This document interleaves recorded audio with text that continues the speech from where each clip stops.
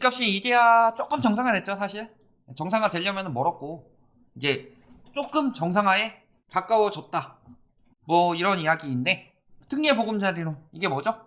이거는 한번 뭐 아시는 분들 다 아실 테지만, 자, 소득 제한 없이 5억까지. 그래서 보시면은 1월에 연 4%. 그러면서 주택가격 요건을 6억에서 9억 이하로 확대하고 대출 한도는 3억 6천에서 5억으로 늘렸다. 이게 핵심이죠. 총 부채 원리금 상환 비율 DSR을 적용시키지 않는다. 이게 핵심인 거죠. 근데 솔직히 말씀드리자면은 저희가 다른 건 건드려도 요거는 건들지 말아라 라고 이야기했던 거, 그게 DSR이었죠. DSR이 뭐예요? 절대 집값 잡는 정책은 아니죠. DSR, 이게 총 부채 원리금 상환 비율이죠. 이거는 왜 만드는 거예요? 아니, 내가 연봉이 1억이에요.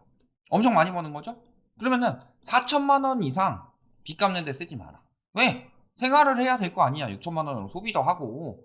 그런 상황인데 요걸 풀어주겠다는 거예요. 지금 집값 거품이요.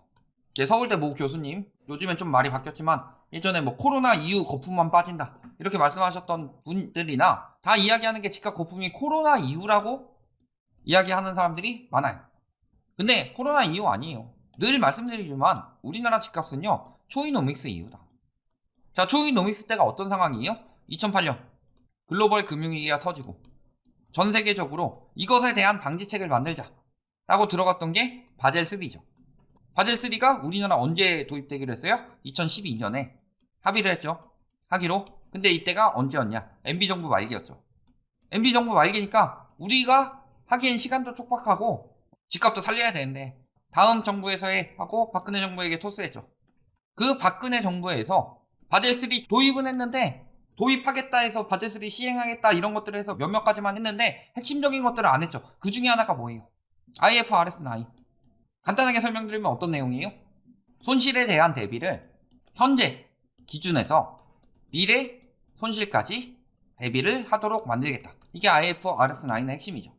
예를 들어서 LTV는 뭐예요? 이거 집값 대비 대출을 해주는 거다. 그래서요, 예를 들어 초이노믹스의 기준으로 LTV는 70%였습니다. 그러면요, 5억짜리 집을 사는데 얼마까지 빌려주겠다? 3억 5천까지 빌려주겠다. 그러면요, 현재 가격에 대해서는 문제가 없죠. 아니, 5억짜리 집을 사는데 3억 5천까지 대출을 해줘. 그러면요, 못 갚는다고 하면 이 5억짜리 집 받아오면 되는 거 아니야. 이게 LTV였죠. 그런데 문제는 뭐예요? 핵심적으로 이 5억을 받아낼 수 있느냐? 이 3억 5천 빚을 내는데요, DSR이 뭐 10%인 사람들은 충분히 견딜 수 있겠죠? 근데 DSR이 70%, 80% 되는 사람들은 이걸 못 견디죠. 당연히 문제가 생길 수밖에 없고. 그러니까 소득에 대비해서 빌려주는 게 더 합리적이고, 만약에 집값이 3억까지 떨어지더라도요, 이 사람이 집을 경매로 넘겨버릴 악한 생각을 가지고 있지 않다면 은행 입장에서는 이 사람들은 못 갚겠죠. 당연히 못 갚는데 이런 사람들은 당연히 받아낼 수 있잖아요. 그 기준이 40%예요. 그래서 미국은 예전부터 바젤3 적용되면서 시행을 했고, 미국은 DSR이 43%로 고정이 되어 있으면서 하는 거죠.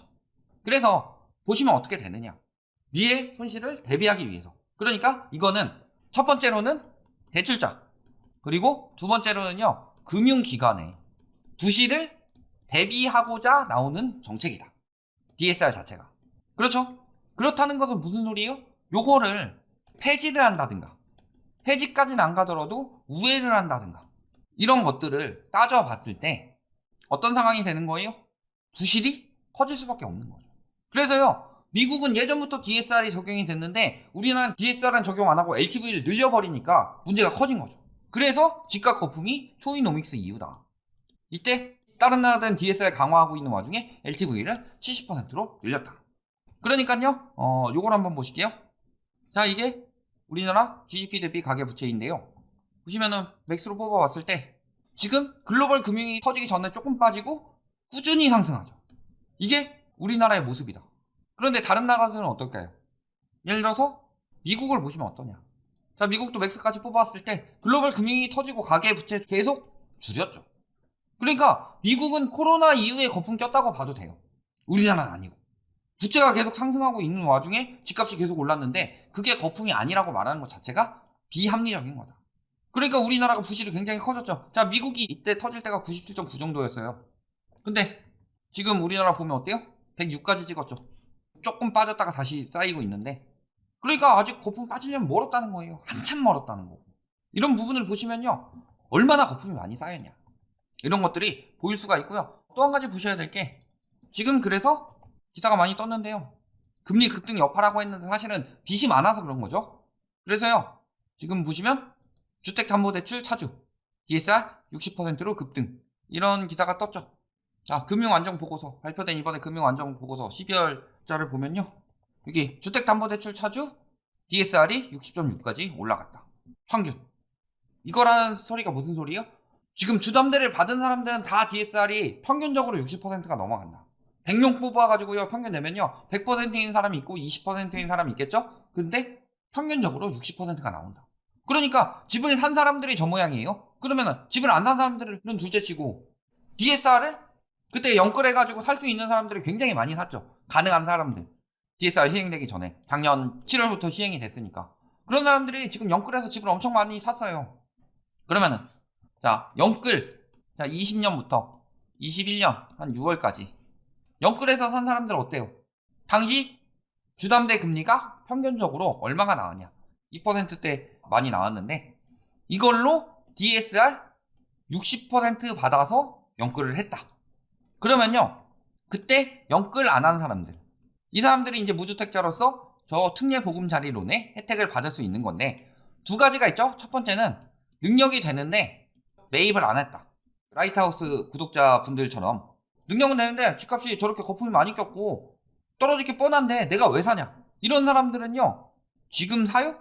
특례보금자리론 풀어준다고 해서 살까? 안 사죠. 그러면요, 그때 능력이 좀 부족했고, 그런데 매입 의사는 있는 사람들, 매입 의사가 없는 사람들은 아예 안 사겠죠. 그러면요, 지금 상황에서 보시면은 특례보금자리론, 주담대 금리가 얼마라고 그랬죠? 4%대라고 그랬죠. 그리고 DSR은 적용을 안 한다고 했지만 2, 3%였던 사람들이 지금 60%까지 나온다는 거예요. 당시에 뭐 작년 말 기준으로 50%대 초반이었는데, 그러면 이 사람들은요, 50% 이상 받아야죠. 적어도 DSR 50% 이상으로 받아야 돼요. 그런데 집값이 떨어지는 와중에 리스크가 적다. 내 돈의 한 1, 20% 정도, 이 정도로 들어간다, 매입을 한다 라고 하면은, 돈을 벌 수도 있다고 하면 도전해 볼 만도 한데, 내 월급의 절반 이상을 갖다 바치고서 떨어지는 장에 들어가라? 그건 안 되죠. 그러니까 왜 하는 거예요? 자, 요게 투입이 되면요, 그래도 일부 마음이 바뀌는 실수요들이 있겠죠. 뭐 예를 들어서 저희 구독자라기보다는 저기 얼굴을 안 보여주시는 그분 구독자 같은 경우는 내년 말이나 내후년에 사라고 하니까, 그런 사람들은 이런 거 풀리면은 내년 하반기쯤에는 한번 볼 수 있겠죠. 왜냐면 1년짜리니까. 이런 일부 실수요들 들어오는 것. 그 다음에 규제 대폭 완화하면서 다주택 수요들. 그러니까 이런 사람들이 일부 유입 되면서 플러스로, 자, 이게 시행이 되고 대폭 규제 완화가 돼요. 그러면은 집을 가지고 있는 사람들, 특히 누구한테 완화를 많이 해줬어요? 다주택자들. 이들이 어떻게 하겠어요? 매물을 감소시키겠죠. 그리고 금매를 없애겠죠. 그래서 하자는 건데, 사실 요거는 거의 효과가 미미하다. 그러니까 핵심적으로는 뭐예요? 연착륙 어떻게 해요? 예를 들어 7억짜리 아파트가요 23억까지 올랐어요. 얘가 지금 15억에 나오고 있어요. 그러면 23억, 22억, 21억, 20억 이렇게 떨어져야 되는데, 갑자기 막 뚝뚝 떨어져서 벌써 15억이 나오고 있다. 그러면요, 그 매물을 누군가가 사면 경착륙이 되는 거죠.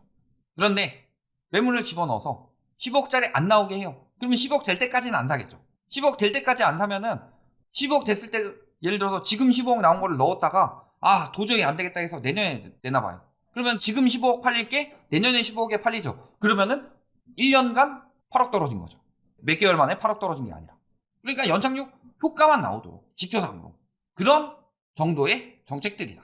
규제 완화하고 특례보금자리론 풀어주고 하는 것들. 사실은 지금은 살 수 있는 사람들은 샀고, 살 생각이 없는 사람들은 안 샀고, 살 생각은 있는데 살 수 없는 사람들은 못 산다. 이게 답이다. 이렇게 보시면 되겠습니다.